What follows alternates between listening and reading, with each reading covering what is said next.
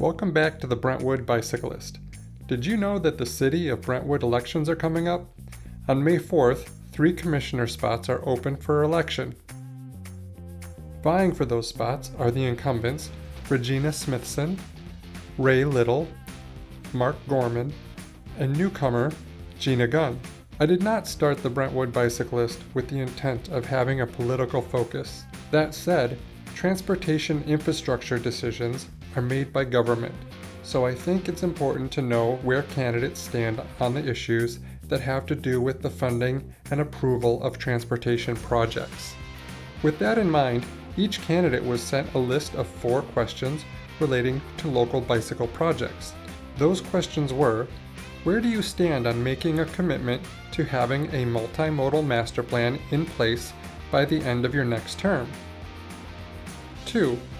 Where do you stand on getting the mountain bike trails in Smith Park built by the end of your next term? 3.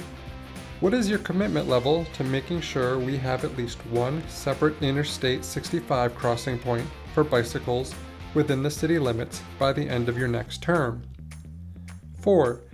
Is there anything else that you would like to add to address the cycling advocates of the city of Brentwood?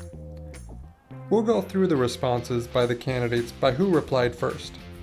The first person to reply was Mark Gorman. Regarding the multimodal master plan, Mr. Gorman says, "While we have not named any single strategy multimodal master plan, the city has plans to further develop cycling options that are outlined in the following: Brentwood 2030 Major Thoroughfare Plan." The document that Gorman is referring to is a transportation plan with a map on page 24 that shows bicycle and pedestrian infrastructure projects for connecting the city by 2040.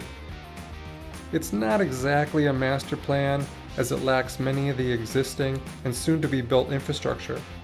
It also lacks any details about how and when or if any of these projects will actually happen. And that's not to say it does not have value. I want to be clear that it's better to have this than nothing, but it would be better to have a more comprehensive and concrete plan. I'd like to see us start moving toward that. The map is a little tough to find, but I've placed a link below for easy reference. As for building mountain bike trails in Smith Park, he says, mountain bike trails would be a great additional feature to Smith Park. Hikers, walkers, and jogging trails must be kept separate from any mountain bike pathways for obvious safety concerns for all.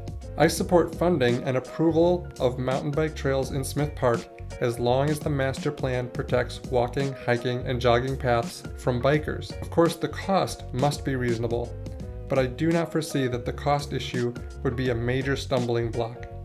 A citizen mountain bike coalition could be formed to serve on the Parks Committee as a good way to kickstart the mountain bike path project. Regarding the multimodal connectivity across the interstate, Gorman has this to say: East and West Brentwood bike path connectivity is a complicated and expensive endeavor. With some of the roads, i.e. Concord and Wilson, being state roads, we have to work with TDOT for any major changes, and that takes time. Our responsibility is to make connectivity possible in a very safe and fiscally responsible approach. Again, I welcome input, suggestions, ideas, and volunteers from the cyclist community for viable solutions. He closes out with, "Brentwood is your city, and my goal is for open and transparent leadership. I love seeing residents out biking, hiking, walking, and jogging. My goal is to further enhance Brentwood's options for outdoor exercise and activities.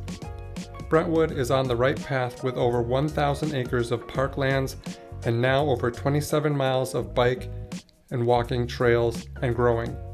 Your input is vital to mold the future Brentwood into the one that serves its residents even better."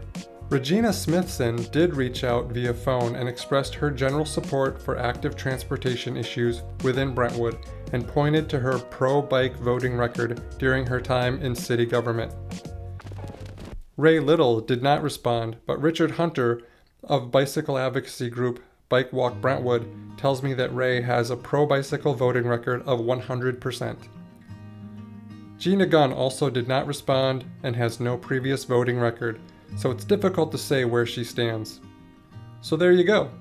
Now make sure to get out and vote this Star Wars Day, and may the 4th be with you as you cast your ballot in the City of Brentwood elections.